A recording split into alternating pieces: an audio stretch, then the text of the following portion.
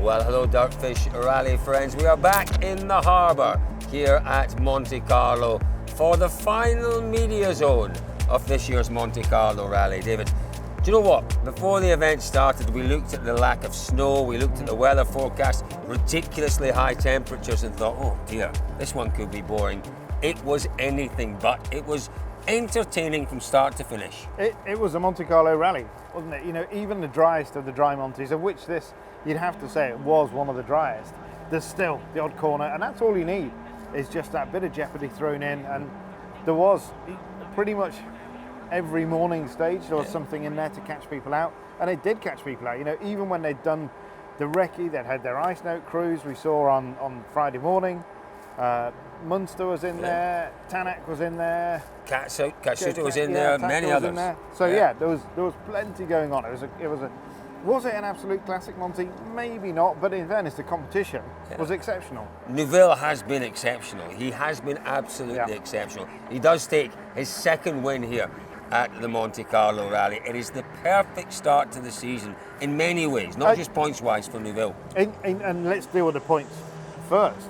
He came into Saturday night classification, he was P1, he took the 18 points. Ka-ching! That's the fastest across Sunday from the start to the finish of Sunday, 3 stages. Takes 7 points, he took those. Ka-ching! Ka-ching! And then power stage. I thought that might annoy you. No. Keep going. You've annoyed me a lot more than that, Colin. That's true. And then power stage, 5 more bonus points. Ka-ching! Ka-ching! And that's it, the big 30. So if you looked at the point structure from any other year, 30 points, it just looks like a win and a power stage. So, you know, not too different from what we've had before. But yeah, it is the perfect rally. Psychologically for him, he had to battle back from some engine issues Thursday night. He then had the transmission that wasn't perfect for him. The car wasn't exactly as he wanted Swapped it. that gearbox over, didn't he? And considered changing it back because he was on the suboptimal gearbox. Yeah, absolutely. And he's done a great job. Deserves a second win here at Monte. And do you know what? It's really hard to believe that fundamentally it's the same car that 2 years ago was down here, David. It's not the same car. It's the same. It is the same car. It's had jokers used to improve it. It has clearly improved massively, enormously. But it's the same team, same car, it's not the same same driver. team either. It's the Hyundai team, David. Have you been there for the last 2 years? It is the Hyundai team. Look, yes, personnel have changed. It is the same car. It is the same team. You know, it isn't an FX de Maison car. It is the car that was designed for this homologation, and they've done a remarkable job working within the limitations they've had to take that car from what was an absolute dog here 2 years ago. They've done a near unbelievable job, Colin, given what the rules and the homologation, you know, you could almost say, how on earth have they done that? Many congratulations to the whole team, and in particular to Martin Videgi. He is an absolute character of a co-driver. His first Monte win, and David, for any co-driver, you want Finland, you want Monte, you want Rally GB, you might have to wait some time for that, but this is right up there for a driver or co-driver. It was a great team effort this weekend, good information, everybody working perfectly together. Car was handling really nice. We got quickly the setup it needs to react to the time lost on Thursday evening with a little issue on the car. From there it went all upwards, and it went actually really well since yesterday morning. It felt in control. I mean, on the whole weekend we had maybe one moment where we were a little bit late on the brakes, but we still made the corner. So it was the only moment we had this weekend. Other than this, I really felt in control, and like I said, perfect harmony with the car. The gravel crew has done a good job, so that's really important over here as well, as you know. So when all matched together, performances like this are possible. Tanak's efforts this weekend, David, compromised by the issues. He made that mistake on the ice in stage 3 as well. But at the end of the day, he leaves here with 15 points. It's a solid start for him. He won't be... Maybe we're disappointed in that he wasn't mixing it at the top, but he won't be disappointed with that in terms of the foundation for this year's challenge. No, exactly that, Colin. I think what we've seen from Tanak is he is a very mature driver. He's won a World Championship in 19, but he's not been impatient this weekend. He's accepted the issues, he's driven the car, he's brought it to the finish, and like you say, he's 15 points. That'll do. You know, That'll there's more work to come with the car, more comfort and more confidence for him to find. He'll do that. Yeah, for sure. And you know what?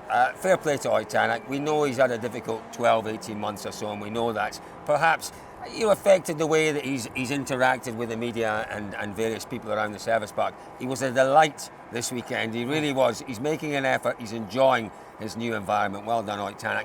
Andreas Mikkelsen, first time back in the Hyundai for a long time. His first time at the top level for 4 seasons or so, David. Yeah. Not a bad effort. He had his moments. He also went wide on some ice at one point.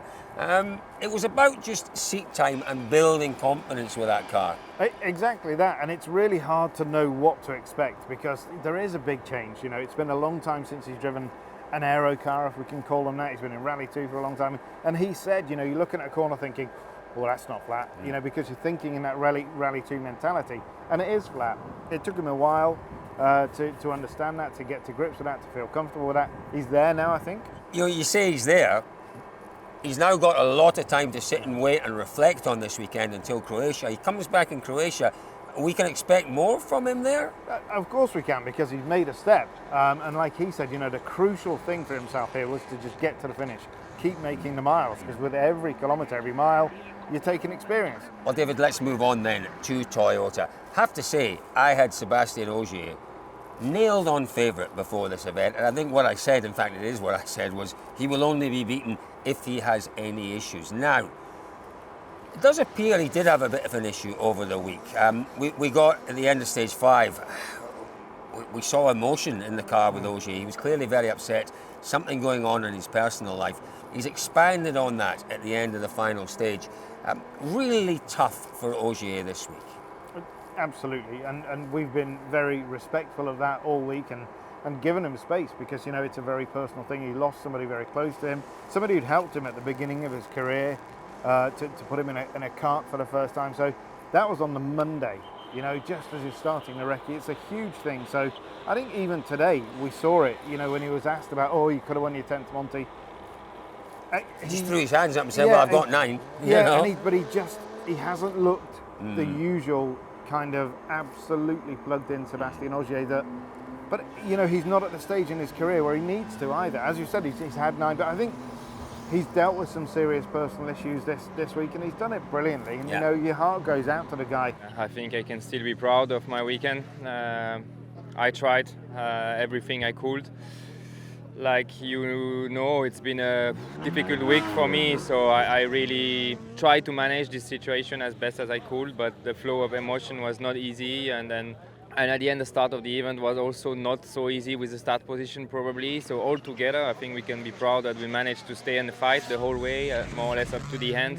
I believe it was nice to follow for the fan. It was a super exciting close fight. But at the end, Thierry was faster this weekend and he deserved that win. Hats off to him, not much to say.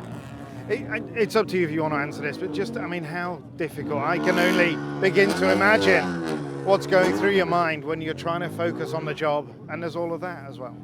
Honestly, it was so fresh that it was very, very demanding for me, even if I consider myself as pretty strong to manage emotion, but this one were tough to take, and I basically had to say goodbye or came too late after the recce day on Monday at the hospital, and it was very important people for me. My uncle, which basically introduced me to motorsport as a kid, bought me my first go-kart, and I had so many memories, so many good time with him, and it's all happened so quickly that I even honestly seriously consider starting the rally in the last weekend, but at the end of the day I had to do it for my team for sure, and I'm happy that I managed to stay professional and gave still a strong performance this weekend, but the one from Thierry was even stronger. Elfyn Evans, it's disappointing. It's a rally of 2 halves. It's a rally of 2 halves. Now, clearly, Thursday night, Friday morning in particular, he did what he had to do. He made the most of the clean road, his position on the road. But then when it became a little bit muddier, messier, a little more unpredictable, he didn't like it. He really didn't No. like it, and we saw the time absolutely shipping away, David. It was, Yeah, it was a little worrying, but in some ways not so worrying. He scored the points, he's got the points on the boards, move on. I think the worrying aspect of it, Col, is that yesterday afternoon he shipped 40 odd seconds Huge and amount. couldn't really explain why.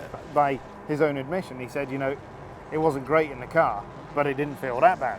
So what's super important before Croatia is that he goes away, he figures out what's happened. Don't forget, 60 odd days ago. Before Sweden? No, 60 odd days ago, he was dominating Japan. Oh yeah, You know, in brought you. changeable conditions on tarmac in the same car. Yeah. So what's changed? They'll figure it out. But the feeling somehow better today. So I don't know whether I was just driving badly or what it was. Of course, we're going to be overall feeling disappointed with the weekend in a way, but the objective was always to just come away with solid points. Really wanted a podium, so from that side, it's sort of objective achieved in a way. I always really want to start the year finishing Monte Carlo. There's nothing worse than starting with very little points on Monte. So, at the same time, we've clearly got lessons to learn and areas to improve.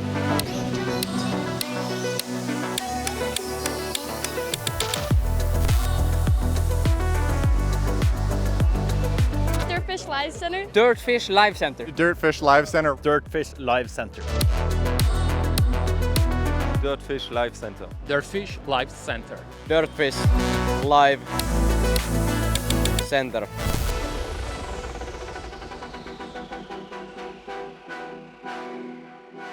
So the third of our Toyota drivers, David, Takamoto Katsuta, again, a difficult opening stage on Friday morning for him. He went off, lost 2 or 3 minutes. He then had to readjust his strategy for the rest of the weekend. How do you feel he got on? I'm not sure he readjusted his strategy from the outset. You know, this wasn't a target rally for him. It was a rally to make more experience. But again, you know, I was slightly confused and spoke to him on Saturday night about how do you do what you did in Japan and then come here, and he said, this car's setup is very, very different. He struggled with the setup of the car, with the way that the car was working with him. Ultimately, he's made a mistake. Taka's on a strange plane this year, isn't he? You know, he's not really chasing the championship. He's not chasing the championship, but he is chasing podiums and wins.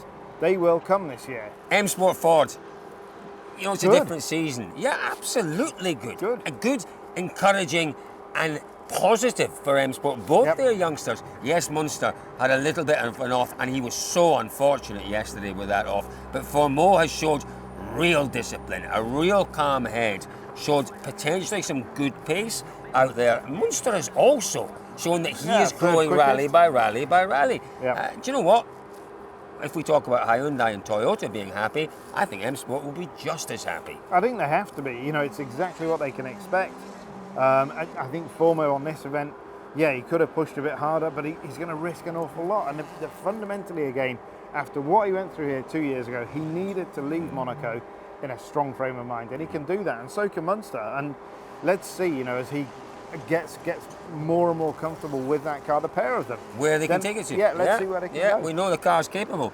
The other thing that kept us really, really enthralled all weekend was the battle in WRC2. Our new favourite tarmac WRC2 driver, Pepe Lopez. Yeah. How entertaining was he, and how heart-wrenchingly difficult was it to see him not quite managing to convert it at the end there? Great driver, lovely character. Look forward to an awful lot more from him through the year. But you've got to say, the absolute hero, the guy who was just under the radar while we were all talking about Lopez, blah, blah, blah, blah, blah. Suddenly, this guy, Rossell, don't forget me, Bang. straight in there. 2 wins in a row on the Monte Carlo Rally for Rossell. He's my favourite for this year's WRC2 Championship. He has to show a little more form and pace. Yep. Maybe the car does on gravel, but he is a very, very accomplished driver these days. Folks, that has been another fantastic start to a WRC season. It always is a bit special when we come here to Monte Carlo. It's always special when we get a fight for the lead at the front. You know, we absolutely love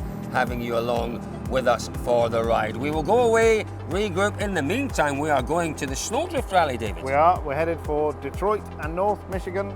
So yeah, Snowdrift for us in a couple of weeks, but don't forget Elvin and Calais, Arctic Rally next weekend. In the Snowdrift, we will be cranking up Turkfish Live Centre again for that one. So that will be in place. Keep an eye out for that, folks. Then it's off to Sweden. So we will see you all again for WRC action, for more WRC action in just a few weeks' time on Rally Sweden.